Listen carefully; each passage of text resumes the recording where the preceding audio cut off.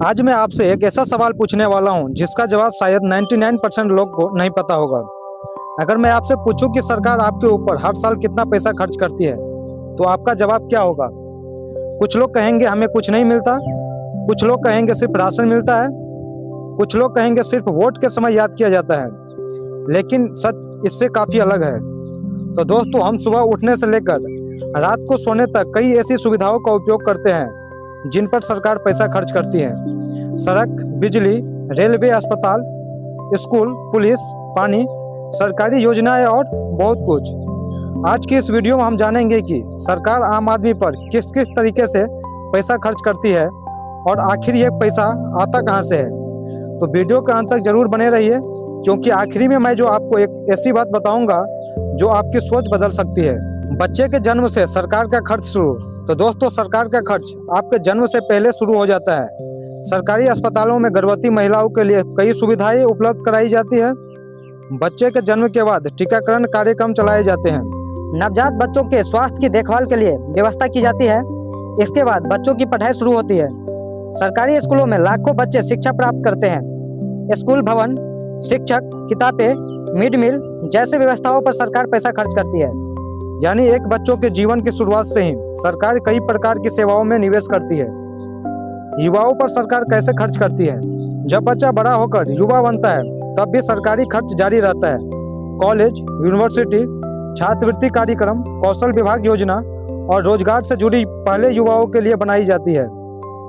सरकारें सड़कें बनाती है ताकि लोग काम पर जा सके, रेलवे चलाती है ताकि लोग यात्रा कर सके, पुलिस और सुरक्षा व्यवस्था बनाए रखती है। और ये सुविधा न हो तो रोजमर्रा का जीवन कितना कठिन हो जाएगा, इसकी कल्पना कीजिए।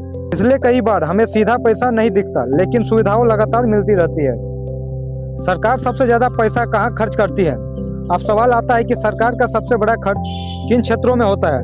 तो पहला क्षेत्र है शिक्षा, दूसरा है स्वास्थ्य, तीसरा है सड़क इंफ्रास्ट्रक्चर, चौथा है कृषि ग्रामीण विकास, पांचवा है सुरक्षा रक्षा। अगर सड़कें न बने तो व्यापार रुक जाएगा, अगर अस्पताल न चले तो लोगों का इलाज मुश्किल हो जाएगा, अगर सुरक्षा न हो तो देश की व्यवस्था प्रभावित हो सकती है।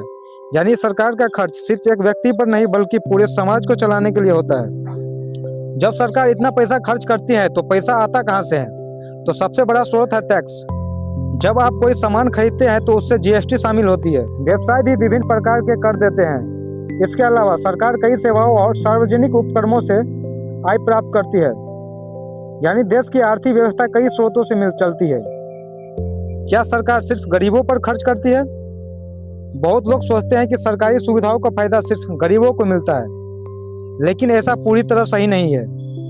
सड़क पर अमीर भी चलता है और गरीब भी। रेलवे का उपयोग हर वर्ग के लोग करते हैं। सुरक्षा व्यवस्था सभी नागरिकों के लिए होती है। देश की सीमाओं की रक्षा सभी के लिए की जाती है। यानी कई सरकार खर्च ऐसे होते हैं जिनका लाभ पूरे समाज को मिलता है। अगर सरकार खर्च करना बंद कर दे तो क्या होगा? जरा सोचिए कि अगर एक दिन सरकार सड़क बनाना बंद कर दे तो सरकारी अस्पताल बंद हो जाएगा, रेलवे रुक जाएगा, पुलिस व्यवस्था न रहेगा तो क्या होगा? देश की सामान्य गतिविधि प्रभावित हो जाएगी। यही कारण है कि सरकार लगातार सार्वजनिक सेवाओं पर खर्च करती है। कई बार हमें यह खर्च दिखाई नहीं देता क्योंकि हमारी रोजमर्रा की जिंदगी का हिस्सा बन चुका है। तो दोस्तों, आज आपने जाना कि सरकार का खर्च सिर्फ किसी योजना तक सीमित नहीं होता। जन्म से लेकर बुढ़ापे तक हम किसी न किसी सरकारी सेवाओं का उपयोग करते हैं। इसलिए सरकार शिक्षा, स्वास्थ्य, सड़क, सुरक्षा और कई अन्य क्षेत्रों पर लगातार पैसा खर्च करती है। अगर आपको यह वीडियो पसंद आए तो वीडियो को लाइक करें, शेयर करें और कन्हैया मॉनिटर को सब्सक्राइब करें। कमेंट में लिखिए आपको सरकार की कौन सी सुविधा सबसे ज़्यादा उपयोगी लगती है। मिलते हैं अगली वीडियो में। धन्यवाद।